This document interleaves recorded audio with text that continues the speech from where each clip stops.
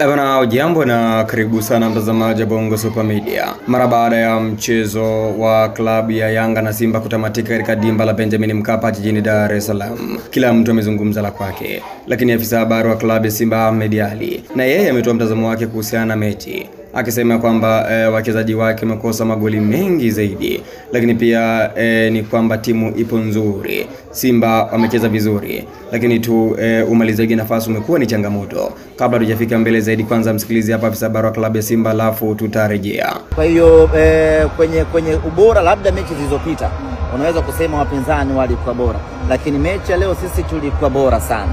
Tulikuwa kwenye kiwango cha hali ya juu kweli kweli. Kila mchezaji amecheza kwa kiwango cha hali ya juu kweli kweli. Ni kukosa nafasi za wazi ambazo tumezitengeneza ndizo ambazo zimetufanya leo tuondoke kwa tofauti ya goli moja.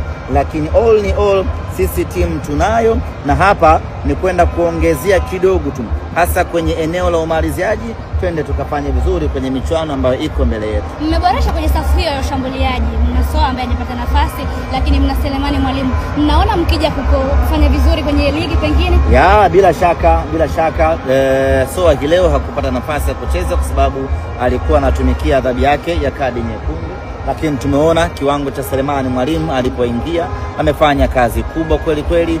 Steven Dese Mukwala hakufunga, lakini ametengeneza nafasi za wazi kwa wachezaji wengine. Kwa safu yetu ya ushambuliaji ni kunolewa kidogo na wao wenyewe, kuongoza ile killing mentality, kuongeza ule uwezo wa kumalizia na kufanya maamuzi sahihi katika eneo la mwisho. Basi Simba tunavuka kwenda kwenye nchi ya ahadi msimu huu.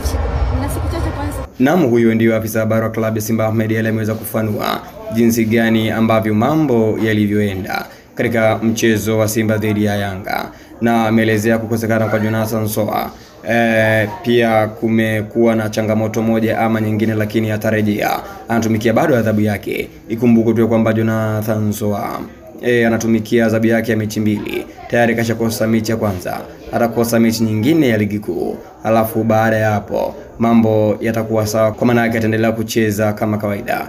Wewe maoni yako ni yapi kuhusiana na kauli ambayo amezungumza hapa Ahmed Ally? Andika maoni yako hapo katika sehemu ya comment.